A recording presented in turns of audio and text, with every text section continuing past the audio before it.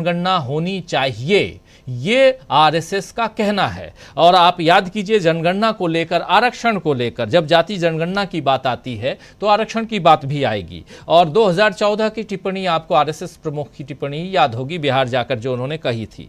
तो जरा आपसे समझना चाहता हूं कि क्या ये बदलते हुए या मौसम का जो बदलता हुआ रुख है, बदलती हवा, उसका ये फर्क यहाँ दिखाई दे रहा है, या कुछ और है, या यहाँ से कुछ संदेश नरेंद्र मोदी और उनकी टीम के लिए है? क्या, कैसे देखा जाए?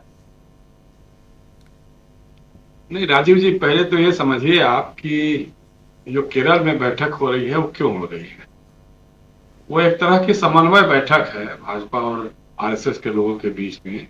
और भाजपा का हाल में जो राजनीतिक ग्राफ बहुत तेजी से गिरा है, जो 303 से सिमट करके 240 पे आ गए हैं वो, तो उसको कैसे, उसके जो जनाधार उसे छिटका है या छिटक रहा है, उसको कैसे वापस जोड़ा जाए, इस पर मंथन और चिंतन करने के लिए ये बैठक बुलाई गई। हालांकि आरएसएस के लोग लगातार यही कहते हैं कि भाई हमारा तो राजनीति से कोई लेना देना नहीं है, लेकिन भाजपा का जो भी संगठन प्रभारी महासचिव होगा वो आरएसएस का ही होगा, ये बात भी तय है। और कास्ट सेंसस की बात में देखिए, बहुत गोलमोल बयान है ये, इसमें कुछ भी क्लियर नहीं है, क्लैरिटी नहीं है। आप एक चीज याद रखिए कि जैसे आप याद दिला रहे थे कि बिहार में जब विधानसभा के चुनाव हो रहे थे, उसमें मोहन भागवत ने कहा था कि भाई अब समय आ गया है जब आरक्षण की समीक्षा होनी चाहिए। पहले हम लोग कहते थे कि आरएसएस के दशानन का रूप है, उसके 10 मुंह है।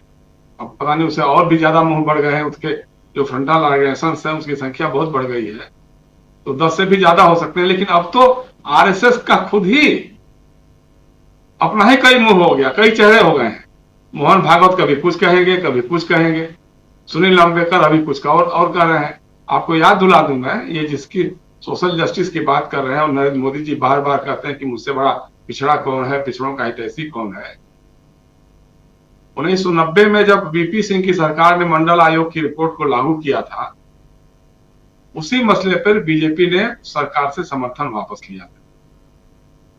और जॉर्ज फर्नांडिस को फोन करके आडवाणी जी ने कहा कि भाई वीपी सिंह ने हमको कहीं का नहीं रखा है, हमारे पास कोई विकल्प नहीं है, मैं जा रहा हूं अब राम रथ यात्रा निकालने के।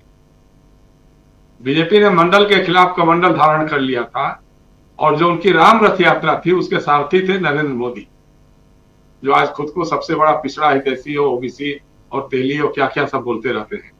तो इसलिए इन लोगों का, मैं तो बार बार चुनौती के साथ एक ही चीज कहता हूं कि भाई मोहन भागवत जी, आपके नेतृत्व में अगर कुछ बहुत अच्छी बातें आप सोचते हैं, करना चाहते हैं, तो इसी तरह की किसी बैठक में मनुस्मृति को आग लगा दीजिए। कहिए कि साहब ये बहुत पोंगापंथी और दलित विरोधी, आदिवासी विरोधी, वंचित तबके का विरोधी, सारे लोगों का विरोधी, शूद्रों का विरोधी ये है। मनु संहिता, मनुस्मृति की कोई जरूरत नहीं है इस देश और समाज को, आप आग लगा दीजिए ना। आप एक बार भी नहीं करेंगे।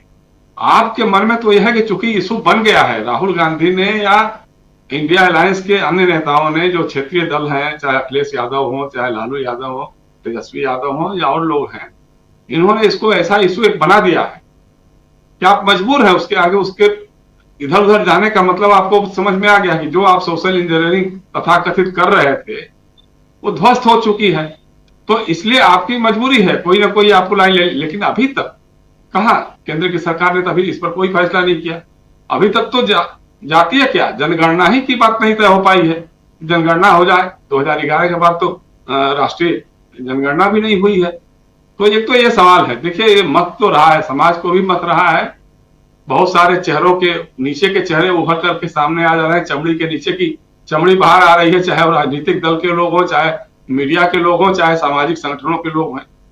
बातें लंबी चौड़ी करेंगे, साहब सामाजिक न्याय मिलना चाहिए, न्याय सबको मिलना चाहिए, सबको इसका अधिकार है, लेकिन जब बात आएगी कास्ट सेंसस की, अरे साहब इससे तो समाज टूट जाएगा, देश टूट जाएगा।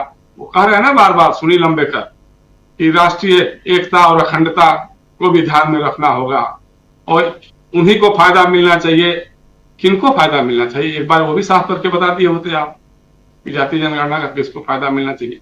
सीधी सी बात यह है कि 1952 से लेकर के अभी तक, आजादी के बाद के वर्षों में जो विकास की किरणें थी, वो कहां पहुंची, कहां नहीं पहुंची, कहां बहुत जगमग रोशनी करने लगी, कहीं कहां इतने अंधेरा कर दिया कि लोग जीने के काबिल नहीं रह गए हो।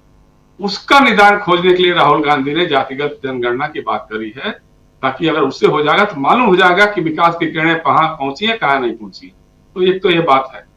दूसरी बात जो है माधवी बुच के बारे में जो कहा है, आपने पूछा कि सरकार कैसे चल रही है। सरकार तो बेशर्मी के साथ चल रही है। दुनिया के किसी और देश में जहां लोकतंत्र हो, संसद हो, संसदीय लोकतंत्र हो, वहां अगर इस तरह का कोई मामला उभर करके आया हो तो सबसे पहला काम उस देश के प्रधानमंत्री या सरकार को था कि माधवी बुच जैसी सेबी की किसी चेयरमैन को तत्काल बर्खास्त करें। लेकिन मुश्किल यह है इस मामले में कि अगर बर्खास्त करेंगे तो खुद भी त्याग पत्र देना पड़ेगा, क्योंकि एसीएस में तो वो भी है।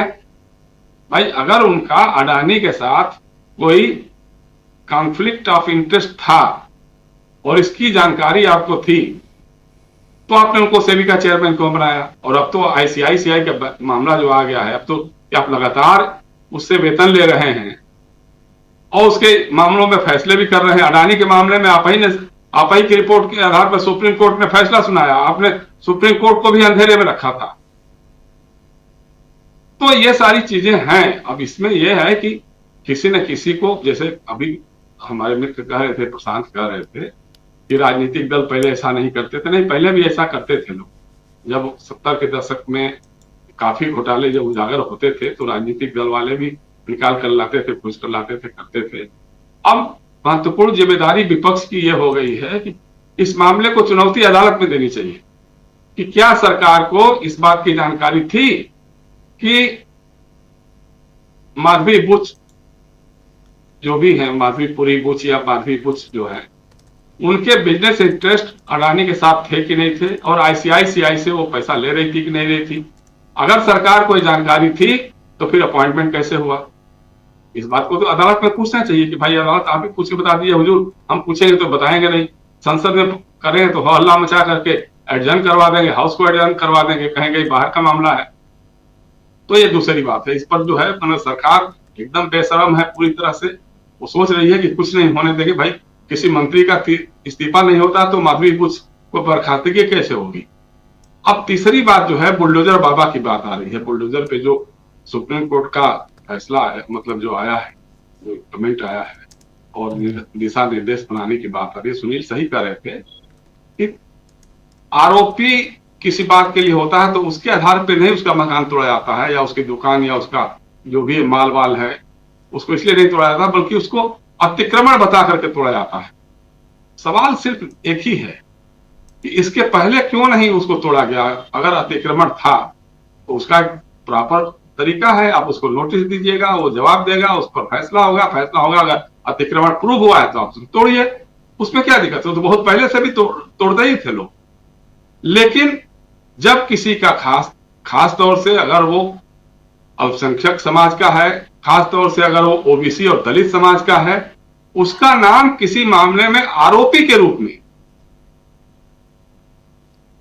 दोष सिद्ध नहीं होता है, सुनवाई पूरी नहीं होती है, सिर्फ आरोप भर लगता है जी कि इस पर बलात्कार का आरोप है या किसी हत्या का आरोप है या किसी और तरह का आरोप है। आरोप लगते ही उसके घर बुलडोजर पहुंच जाता है। तो एक तो सिलेक्टिव होता है, दूसरा अगर यही होना है तो फिर सुप्रीम कोर्ट को, हाई कोर्ट को, जिला अदालतों को बंद कर दीजिए। कहिए कि भाई खत्म करिए ना, ये सब नहीं चाहिए हमको। हम एक नए राज में जी रहे हैं, मोदी और योगी के राज में जी रहे हैं जिसमें बुलडोजर ही न्याय करेगा। यही आप तय कर दीजिए। लेकिन उसमें भी सिलेक्टिव कैसे करेंगे आप? भाई बीएचयू में एक आईआईटी छात्रा के साथ बीजेपी के आईटी सेल के 3 लड़कों ने बलात्कार किया था, गैंगरेप किया था। उनके घर तो बुलडोजर आपका नहीं गया। हाथरस की बेटी के साथ बलात्कार करके उसको जला देने वाले लोगों के घर तो बुलडोजर नहीं गया जी। बाकी बहुत सारे मामले रोज आ रहे हैं, मतलब देश भर के हिस्सों में आपको बंगाल दिखाई देगा, हमारे राष्ट्रपति जी को भी बंगाल ही दिखाई देगा, सुप्रीम कोर्ट को भी बंगाल दिखाई देगा, लेकिन अंकिता भंडारी उत्तराखंड की नहीं दिखाई देगी। तो ये कैसी बात है भाई? तो ये तो देखना पड़ेगा आपको। इतना बड़ा मणिपुर यही दिखाई दे रहा है। मणिपुर जो जिसको पूरी दुनिया ने देखा, और उसमें भी कितनी शर्म की बात है राजीव जी। राज्यपाल अनुसुईया उइके, जिनको मैं बार बार सलाम करना चाहूंगा, उस महिला ने राज्यपाल रहते हुए रोते हुए जो रिपोर्ट दी थी उस पर ध्यान नहीं दिया और धीरे से शांति के साथ उनको हटा दिया, राज्यपाल के पद से हटा दिया और राष्ट्रपति को विवादित बनाया, राष्ट्रपति से बयान दिलवाया। वो बंगाल के मामले में ये राष्ट्रपति महिला आदिवासी है, लेकिन मणिपुर की आदिवासी महिलाओं के साथ जो हुआ, जिसको पूरी दुनिया ने थू थू करके देखा, उस पर हमारी राष्ट्रपति महोदया कुछ नहीं बोल सकी। तो ये सारी चीजें हैं। मतलब सीधा सा ये है कि अगर बुलडोजर का न्याय चलना है तो आप अदालतों को खत्म कर दिए, कानून बनाइए, लाइए। अभी भी आपके पास बहुमत तो ही है, एक कानून लगा करके कह दीजिए। और दूसरा यह है कि जैसे सुप्रीम कोर्ट ने कहा है कि गाइडलाइंस तो बननी ही चाहिए। अगर आप बुलडोजर करके किसी का मकान तोड़ते हो, कहते हैं कि इसमें भारी अतिक्रमण हुआ है, तो कब बना था वो मकान? जिस समय बना उस समय वहां के इंजीनियर, वहां के थानेदार, वहां का एसडीएम, जो अधिकारी रहे, उनके खिलाफ आपने क्या कार्रवाई की भाई? उनकी देखरेख में ही तो बना था ना। उन्होंने क्यों अतिक्रमण होने दिया? ऐसा तो नहीं हो सकता कि अंधेरा हो गया हो, सारा चारों सब घेर दिया हो और अचानक कोई बिल्डिंग बन के आ गई हो। ऐसा तो नहीं हो सकता है। तो ये सारी चीजें हैं राजीव जी। मुश्किल यही है कि जैसा आपने कहा, मोदी जी की चिंताएं बढ़ती जा रही हैं, ग्राफ उनका गिरते चला जा रहा है। प्रकाश भाई के जबान से कांग्रेस निकल गया था, लेकिन बात यह है कि चारों राज्यों में भाजपा हार अपनी दिखाई दे रही है भाजपा को, चाहे हरियाणा हो, चाहे महाराष्ट्र हो, चाहे झारखंड हो, चाहे जम्मू और कश्मीर हो, कहीं से भी इनके लिए कोई अच्छी खबर, अंदरूनी जो सूचनाएं आ रही हैं, जो हम लोगों तक भी छन करके आती हैं, जो आरएसएस हेडक्वार्टर पे या और जगहों से भाजपा के लोगों के पास जो आती है छन करके, जो उनके अपने अंदरूनी सर्वेक्षण बता रहे हैं कि कहीं पर भी हालत बहुत अच्छी नहीं है। इसलिए कुछ न कुछ कहीं कहीं खुरपेच लगाया जाए, कहीं कांग्रेस में गुटबाजी बढ़वा दिया जाए, कहीं किसी को तोड़ लिया जाए, किसी को जोड़ लिया जाए। हालांकि भाजपा में एक बड़ा तबका है जो कह रहा है कि देखिए मोदी जी और उनके सिपहसालार, उनके रणनीतिकार इस बात को अभी भी समझ नहीं पाए हैं कि जितने भ्रष्ट और बेईमान लोग हैं उनको आपने अपनी पार्टी में शामिल किया, उसके नतीजे लोकसभा के चुनाव में भुगतने पड़े। जितने राजनीतिक विरोधियों के खिलाफ आपने कार्रवाई की, जिनको जेल भिजवाया, उसका खामियाजा भाजपा के लोगों को चुनाव में भुगतना पड़ा। लेकिन भाजपा उसी रास्ते पर भी चल रही है। जहां जहां चुनाव हो रहा है, आप देखिएगा कि जो विपक्ष के नेता हैं, जो सांसद हैं, विधायक हैं, मंत्री हैं, जो भी उनके खिलाफ अभी भी मुकदमे चली रहे हैं, कार्रवाई होती जा रही है। हालांकि अदालतों का थोड़ा सा रवैया देखने को मिला है। सुप्रीम कोर्ट कुछ थोड़ा अच्छे काम भी कर रहा है, जो सुन देख के फैसले कर रहा है, उसी से थोड़ी उम्मीद बढ़ती है। नहीं तो बाकी तो बेशर्मों की सरकार है, इसमें कहीं किसी की कोई उम्मीद नहीं है। जी राजीव जी।